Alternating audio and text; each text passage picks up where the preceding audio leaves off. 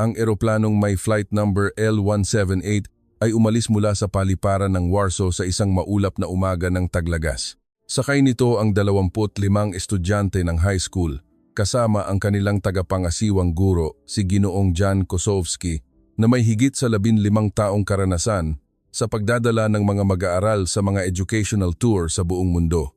Ang destinasyon ng biyahe ay Tokyo, isang akademikong paglalakbay na mahigit 1 taon nilang pinaghandaan. Lahat ay nasasabik hanggang sa umalingaw-ngaw ang isang anunsyo ng emergency sa kalawakan ng Timog Silangang Asya. Mahinahon na sinabi ng piloto na may isang malakas na bagyo na mabilis na kumikilos patungo sa Japan at kailangan nilang ilihis ang kanilang ruta patungong Maynila sa Pilipinas, ang pinakaligtas na paliparan sa rehiyon. Natahimik ang buong cabin. Ang mga mukha ng mga estudyante ay napuno ng pag-aalala at pagtataka. Para sa karamihan sa kanila, ang Pilipinas ay isang pangalan lamang sa aklat ng heograpiya, isang malayong lupain na puno ng sikat ng araw at kakaibang mga pampalasa.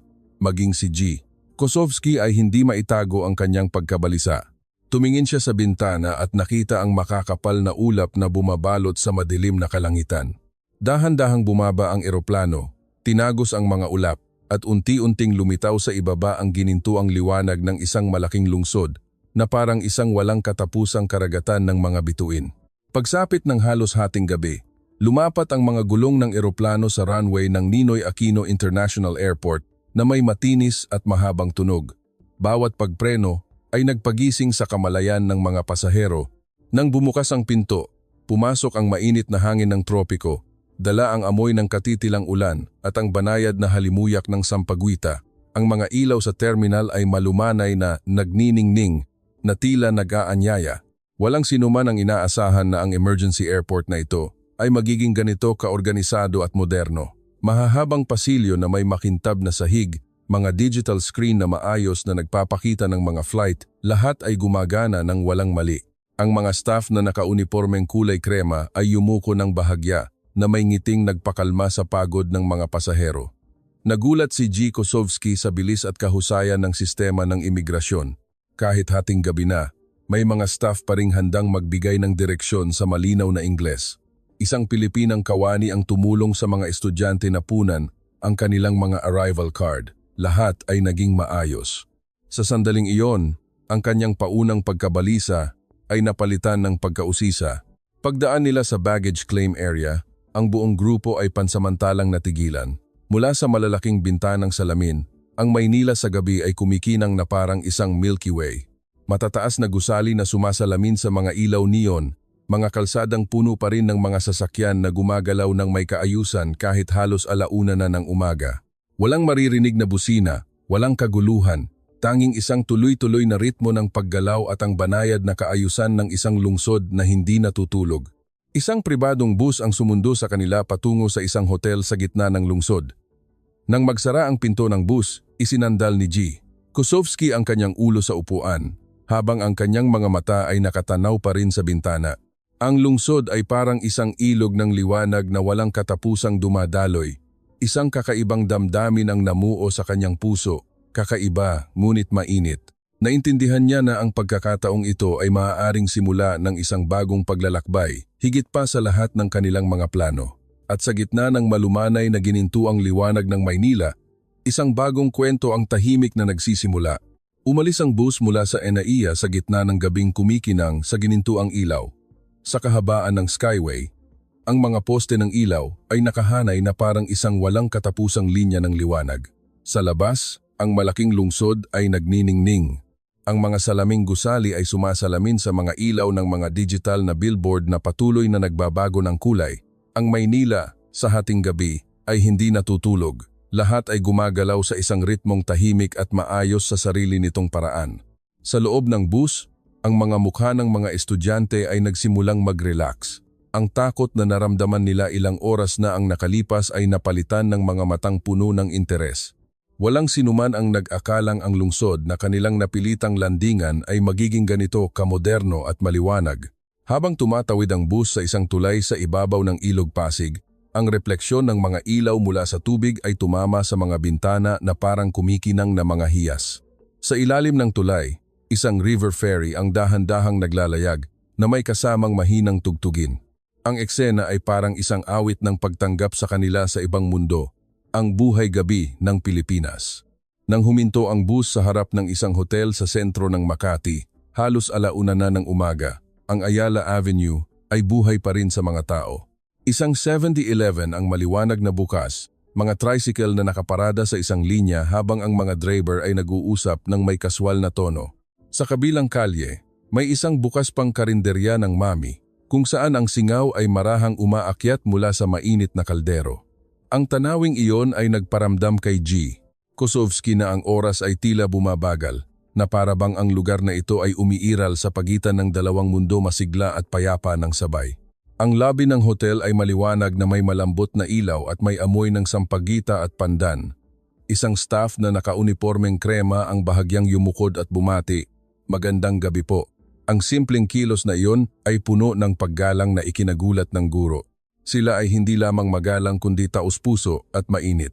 Habang inaabot ang mga susi, ang receptionist ay nagsalita sa matatas na Ingles. Ipinaalam ang oras ng almusal, nagmungkahi ng mga kalapit na atraksyon, at nagtapos sa isang magiliw na pagbati. "Welcome to the Philippines." Sa elevator, walang nagsasalita. Tanging ang mahinang ugong ng makina at ang refleksyon ng ilaw sa mga mukha ng mga estudyante. Isang batang lalaki ang tumingin sa labas ng salamin. Nakita ang mahabang hanay ng mga ilaw sa kalye at mahinang napabuntong hininga. Ang kanyang mukha ay nagsimulang mag-relax. Ang takot ay ganap nang nawala. Pagpasok sa kanyang silid, binuksan ni G. Kosovsky ang bintana. Sa ibaba, ang Maynila ay gising pa. Ang mga dilaw at puting taxi ay nakapila ng mahaba. Ang tunog ng mga makina ay humahalo sa tawanan mula sa isang kalapit na kainan. Nanatili siyang nakatayo sandali. Pinagmamasdan ang mga sasakyan na gumagalaw na parang libu-libong tuldok ng liwanag. Sa perpektong kaguluhan na iyon, naramdaman niya ang isang banayad na kaayusan, isang kultura na gumagalang sa ritmo ng buhay ng mga tao. Walang nagmamadali, walang busina, walang kaguluhan, tanging buhay na natural na dumadaloy. Ang gabi sa Maynila ay may kakaibang enerhiya, hindi tensyonado ngunit matatag, hindi mapagmalaki ngunit nagniningning. Mula sa bintana ng hotel, naramdaman ni G. Kosovsky na binubuksan ng lungsod na ito ang puso nito para sa kanila, na para bang sinasabi na ang pagkakataon sa gabing ito ay hindi isang pagkakamali, kundi isang oportunidad na tingnan ang mundo mula sa ibang anggulo. At sa sandaling iyon, alam niya na ang susunod na 48 oras ay hindi lamang isang maikling biyahe, kundi isang aralin sa pagiging tao, isang kwento ng kaayusan at pakikipagkapwa na isinulat sa gitna ng mga ilaw ng gabi sa Maynila. Ang tunog ng kampana ng simbahan ay marahang narinig sa malayo habang ang liwanag ng bukang liwayway ay unti-unting tumatagos sa salamin ng bintana. Nagising ang Maynila sa sarili nitong ritmo banayad, ngunit walang tigil sa paggalaw. Mula sa bintana ng kanyang silid sa ikasampung palapag, pinanood ni G. Kosovsky ang Roxas Boulevard, kung saan ang mga motorsiklo at kotse ay nagsimulang dumaloy ng tuloy-tuloy. Ang mga nagtitinda ng pagkain sa kalye ay mabilis na nagtayo ng kanilang mga puwesto na parang may usapan. Dala ng hangin ng umaga ang pinaghalong amoy ng matapang na kape, barako, inihaw na saging, at ang tamis ng hinog na pinya. Ang mga estudyante ay maagang nagising dahil sa jet lag. Maririnig ang mahinang yabag sa pasilyo at dahan-dahang tawanan. Isinama ng guro ang 7 sa kanila upang maghanap ng almusal sa kalye. Lumiko sila sa isang maliit na eskinita kung saan may isang karinderya na bukas na mula pa madaling araw. Iilan lamang ang mga mesang kahoy at ang usok mula sa kaldero ng sabaw ay mabangong umaaligid. Ang may-ari ay isang lalaking nasa katanghaliang gulang, kayumanggi ang balat, nangumiti nang makita ang mga dayuhang bisita. Walang malaking pagbati, tanging isang bahagyang tango at isang mangkok ng mainit na mami na inilapag gamit ang 2 kamay. Mabilis na dumating ang pagkain. Ang sabaw ay malinaw, bahagyang maanghang, na may amoy ng sibuyas na humahalo sa sariwang kalamansi. Sa una, nag-aalangan pa ang mga bata, ngunit hindi nagtagal ay nagsimula na silang kumain. Ang mahinang tunog ng mga kubyertos na tumatama sa mangkok ay salitan sa tunog ng paghigop ng sabaw. Walang nagsasalita, ngunit ang mga mata ng lahat ay nagniningning. Ang simpleng almusal na iyon ay napakamura, halos hindi ka pa ni paniwala. ngunit nagbigay ng higit na kasiyahan kaysa sa anumang mamahaling restaurant. Nang tumayo sila, sinabi lamang ng may-ari, "Salamat po," na may kasamang taos-pusong ngiti. Pabalik, huminto ang grupo sa isang 7-Eleven. Sa loob, maliwanag at malamig ang aircon. Ang mga produkto ay maayos na nakasalansan. Nagulat si G. Kosovsky nang makita ang mga serbisyong automated na sumasakop sa lahat. Pagbabayad ng bill, pagpapadala ng pakete, pag-load sa telepono, at maging pag-withdraw ng pera. Bawat proseso ay mabilis at tumpak. Ang kahera ay yumuyuko sa bawat customer na may natural na ngiti. Sinubukan ng mga bata ang mga kakaibang inumin tulad ng sagot, gulaman at turon, at pinanood ang mga taong patuloy na pumapasok at lumalabas. Walang ingay, tanging ang maayos na ritmo ng isang sistemang epektibong gumagana. Paglabas nila sa tindahan, mataas na ang sikat ng araw. Ang mga kalsada ng Maynila ay kumikinang, sumasalamin sa mga salamin ng matataas na gusali. Ang mga taong nakamotorsiklo ay papunta sa trabaho, maayos ang pananamit. Lahat ay tila gumagalaw sa isang tumpak na tempo. Sa bawat kanto, may mga street sweeper na nakaberdeng uniforme na masipag na nagwawalis. Ang lahat ay malinis, na nakakagulat para sa isang malaking lungsod. Napagtanto ni G. Kosovsky na ang Maynila ay hindi lamang isang masiglang metropolis, kundi isang malaking organismo kung saan ang bawat maliit na detalye ay pinapatakbo ng paggalang sa isa't isa. Walang sigawan, walang pagmamadali. Ang kaayusang ito ay nagmula sa kamalayan, hindi sa pagpilit. Habang nakatayo siya sa gitna ng maraming tao na nagmamadali ngunit hindi magulo, naramdaman niya na nasasaksihan niya ang isang aralin sa balanse. Dito, ang modernidad at tradisyon, ang bilis at kapayapaan ay umiiral sa iisang ritmo. At iyon ang dahilan kung bakit ang unang umaga sa Maynila ay naging isang di malilimutang alaala, isang umagang puno ng lasa ng pang-araw-araw na buhay. Nagsimula ang ikalawang araw sa Maynila sa ilalim ng isang mapusyaw na asul na langit. Pagkatapos ng almusal sa hotel, dinala ni G. Kosovsky ang mga estudyante sa labas na may planong tuklasin ang pampublikong sistema ng transportasyon ng lungsod, isang bagay na nais niyang makita nila mismo. Ang kanilang unang destinasyon ay ang istasyon ng MRT sa Ayala, kung saan sila ay maglalakbay patungo sa Rizal Park, ang puso ng kasaysayan at modernong Maynila. Bumukas ang mga salaming pinto ng istasyon, at isang malamig na hangin ang dumampi sa kanilang mga mukha. Sa loob, maliwanag, malinis at napaka-organisado na lahat ay natigilan sandali. Ang mga tao ay naglalakad sa kanilang mga landas. Walang sumisingit, walang ingay. Sa sahig, may mga asul na linya na malinaw na nagmamarka kung saan dapat pumila. Lahat ay nakatayo sa likod ng linya na may tamang distansya. Ang mga digital na screen sa itaas ay nagpapakita ng eksaktong oras ng pagdating ng tren hanggang sa segundo. Ang asul na ilaw ay sumasalamin sa makintab na sahig. Walang usapan. Tanging ang pare-parehong tunog ng mga sapatos na tumatama sa sahig na parang musika ng malaking lungsod. Nang bumukas ang mga pinto ng tren sa eksaktong lokasyon, ang mga pasahero sa loob ay unang lumabas. Ang mga naghihintay sa labas ay dahan-dahang pumasok. Sa loob ng bagon, tahimik at malamig ang aircon. Ang mga upuan ay malinis, walang anumang mantsa.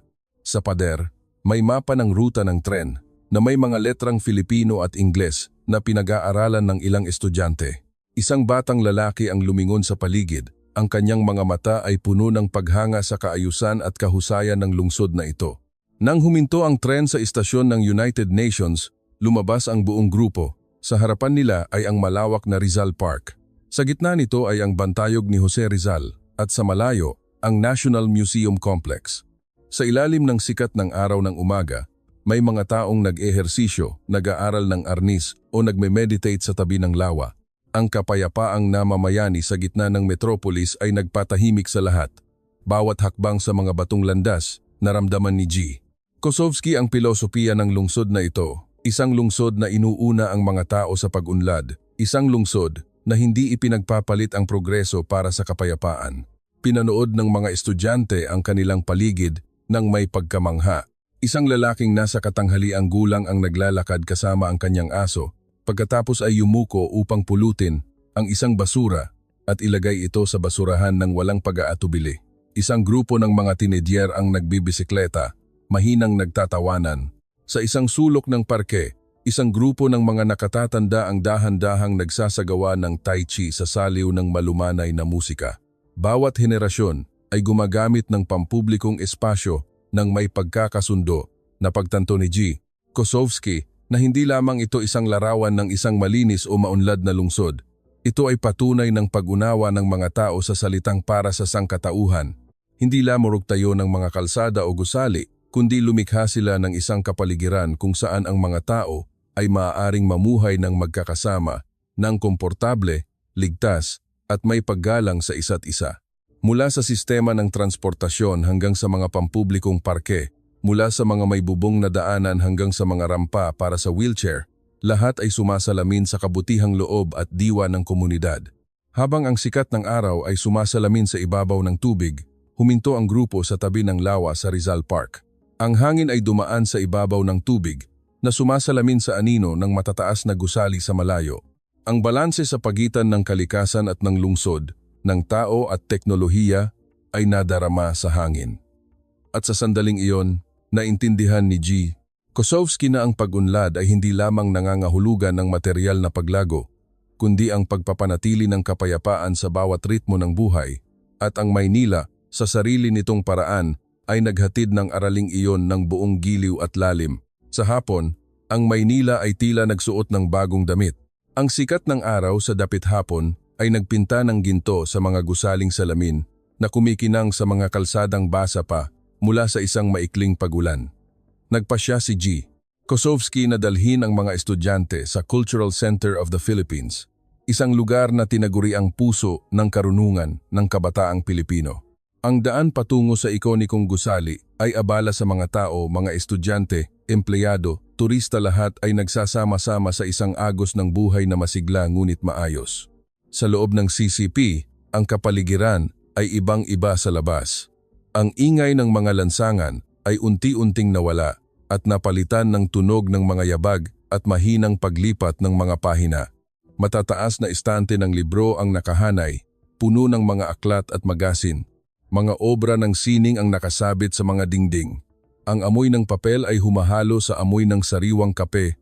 Ang mga estudyante ay natigilan, na parang napadpad sa isang mundo kung saan ang kaalaman at sining ay sabay na humihinga. Sa isang sulok ng aklatan, isang grupo ng mga estudyanteng Pilipino ang seryosong nagsusulat. Ang ilan na mas matanda ay tahimik na nagbabasa ng dyaryo. Bawat isa ay nasa kanilang sariling mundo, hindi nang gugulo. Dahan-dahang naglakad si G. Kosovsky, sinusuri ang bawat sulok ng gusali. Agad niyang nalaman na ang lugar na ito ay hindi lamang ginawa para magbasa ng libro, kundi para ang mga tao ay makahanap ng kapayapaan sa kanilang mga puso. Sa itaas na palapag, mayroong isang maliit na eksibisyon ng mga likhang sining ng mga estudyante sa high school na naglalarawan ng buhay sa Maynila sa maliliwanag na kulay. Bawat larawan ay parang isang banayad na kwento tungkol sa kung paano tinitingnan ng mga kabataan ang mundo, simple, tapat, at puno ng damdamin. Isang estudyanteng Polish ang tumayo sa harap ng isang pinta ng MRT at mahinang sinabi, "Ginoo, mukhang mahal ng mga Pilipino ang kanilang lungsod." Tumango lamang ang guro. Alam na ang pagmamahal na iyon ang pundasyon ng diwa ng pag-aaral at pagkamalikhain na nasa harapan niya. Sa seksyon ng mga dayuhang aklat, nakakita ang mga bata ng maraming akda mula sa Europa. Isang babaeng estudyante ang may hawak na aklat ng tula ni Wisława Szymborska at napangiti nang makita ang salitang Poland. Ang damdamin ng pagmamalaki at pagtataka ay nagpatigil sa kanya ng matagal. Sa tabi nito ay may mga estante ng libro tungkol sa pilosopiyang silanganin, sining ng Pilipinas, ekonomiya, at pag-unlad ng lungsod. Bawat libro ay maayos na inayos. Ang mga tao ay nagbabasa, nagsusulat, at nagpapalitan ng ideya sa mahinang boses. Hindi kailangang magbantay ng mga staff dahil ang kamalayan ng bawat isa ang nangangalaga sa katahimikan. Paglabas sa gusali ng CCP, nagsimula ng magbago ang kulay ng langit. Dinala ng hangin ang amoy ng mga bulaklak ng kalachuchi mula sa isang kalapit na parke. Lumingon si G. Kosovsky sa puting gusali na unti-unting nagniningning sa gitna ng papalubog na araw. Alam niya sa kanyang puso na hindi lamang ito isang sentro ng kultura, kundi isang simbolo ng kung paano nililinang ng mga Pilipino ang karunungan. Hindi sila naglalagay ng presyon para matuto ang mga tao, kundi itinatanim nila ang kasiyahan sa pagtuklas at paglikha. Pabalik, dumaan ang bus sa isang maliit na bookstore kung saan may mga taong nakapila pa rin para bumili ng libro kahit pagkatapos ng oras ng trabaho. Tumingin ang mga estudyante sa bintana, ang kanilang mga mata ay puno ng paghanga. Mahinang sinabi ng isang batang lalaki, "Sa tingin ko, ang isang maunlad na bansa ay isang bansa kung saan mahal ng mga tao ang pag-aaral." Tumingin si G. Kosovsky sa labas at ngumiti. Alam niya na ang paglalakbay na ito ay nagtanim ng isang binhi sa puso ng mga bata, isang binhi ng pag-usisa at paggalang sa karunungan, ang puwersang nagpapalago sa isang bansa ng hindi maingay. Nang dumating ang takipsilim, nagbago ang anyo ng Maynila sa isa pang magandang larawan. Matapos ang oras ng pag-aaral sa Sentro ng Kultura, dinala ni G. Kosovsky ang mga estudyante sa SM Mall of Asia by the Bay, isang night market at amusement park sa tabi ng Manila Bay, kung saan ang sigla ng buhay at sining ay nagsasama sa isang napakagandang tanawin. Ang daan patungo sa parke ay pinalamutian ng daan-daang ilaw na parang parol. Ang mainit na liwanag ay kumikinang. Dala ng hangin mula sa dagat ang malamig na amoy ng alat na humahalo sa amoy ng inihaw na baboy, hinog na mangga at mabangong curry. Ang kapaligiran ay bukas, masaya, ngunit hindi magulo. Isang malumanay na musika ang nagmumula sa isang tindahan ng mga gawang kamay na salitan sa tunog ng isang street performer na tumutugtog ng gitara. Ang libu-libong ilaw ay sumasalamin sa ibabaw ng tubig na nagiging isang kumikinang na linya sa kahabaan ng Baywalk. Naglakad ang mga estudyante sa gitna ng maraming tao. Ang kanilang mga mata ay puno ng pagkamangha. Ito ay parang isang buhay na pinta ng kabataan malaya, malikhain at puno ng enerhiya. Sa tabi ng mga nagtitinda ng souvenir ay isang open-air art zone.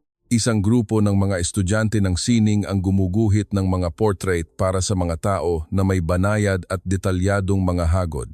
Sa isang sulok, narinig ang tunog ng gitara kasama ang malinaw na boses ng isang babae na kumakanta ng isang OPM song dalisay at nakakaantig. Walang malaking entablado, tanging isang maliit na ilaw na nakatutok sa kanyang mukha, ngunit ang mga tao sa paligid ay huminto upang makinig. Nalaman agad ni G. Kosovsky na ang kalayaan dito ay hindi tungkol sa pag-iingay, kundi nagmumula sa paniniwala na lahat ay may karapatang ipahayag ang kanilang sarili.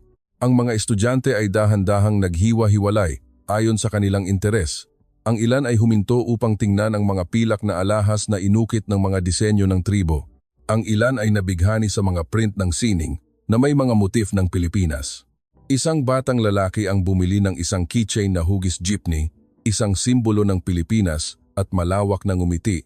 Ang kanyang mga mata ay nagniningning na parang nakahanap ng isang bagay na may espesyal na kahulugan. Sa labas, isang malaking Ferris wheel ang dahan-dahang umiikot. Ang mga ilaw nito ay sumasalamin sa ibabaw ng tubig. Mula sa itaas, ang Maynila ay lumalawak na parang isang walang katapusang dagat ng ilaw. Ang Manila Bay ay kumikinang sa gitna ng gabi. Ang malamig na hangin ay nagdadala ng amoy ng dagat. Ang tawanan, usapan, at musika ay nagsasama-sama sa isang banayad na symphony ng isang lungsod ng kabataan. Naupo si G. Kosovsky sa isang bangko, pinagmamasdan ang kanyang mga estudyante na masayang nagtatawanan. Napagtanto niya na ito ang isa pang mukha ng Pilipinas, hindi lamang isang bansa ng kaayusan at pag-aaral, kundi isang lupain din ng buhay at kaligayahan. Alam ng mga Pilipino kung paano sulitin ang bawat sandali habang pinapanatili ang pagkakasundo. Sa gitna ng maraming tao, walang agawan, walang tulakan, tanging mga ngiti na ibinabahagi sa isa't isa. Nang magsimulang lumamlam ang mga ilaw at humina ang musika, umalis ang grupo. Pabalik, dumaan ang bus sa mga kalsadang maliwanag pa rin kahit hating gabi na. Tahimik ang mga estudyante, ngunit nanatili ang mga ngiti sa kanilang mga mukha. Naisip ni G. Kosovsky na ang lakas ng kabataan dito ay hindi lamang tungkol sa musika o kulay, kundi ang diwa ng pamumuhay ng lubos sa bawat segundo, ang bagay na nagpapanatiling gising sa Maynila. At sa mainit na damdaming iyon, alam niya na ang pinakamalaking aral ng mga estudyante sa gabing ito ay ang tunay na kalayaan, ang huling umaga at ang pamamaalam. Dumating ang huling umaga kasama ang banayad na sikat ng araw ng Maynila. Matapos ang 2 araw na puno ng karanasan, ang mga mukha ng mga estudyante ay mas kalmado na. Wala nang bakas ng pagod, tanging mga matang payapa at puno ng pag-usisa. Ang almusal sa hotel ay lumipas sa gitna ng mahinang tawanan. Sinusubukan ng lahat na pahabain ang kanilang huling sandali. Tumingin si G. Kosovsky sa paligid ng mesa, nakikita ang kanyang mga estudyante ang mga batang minsang natakot. Nang mapilitang lumapag ang eroplano dito ngayon, ay masiglang nag-uusap tungkol sa masarap na mami, sa mabilis na tren, sa magagandang parke, at sa masayang night market. Ang pagbabago ay napakalinaw. Bago tumungo sa paliparan, naglakad-lakad ang grupo sa sentro ng lungsod.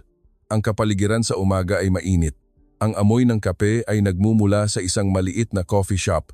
Huminto sila sa isang souvenir shop na maagang nagbukas. Sa loob, may mga telang may disenyo ng tribo, mga inukit na kahoy, at maliliit na imahen na maayos na nakadisplay. Isang empleyado ang yumukod at bumati na may malumanay na ngiti.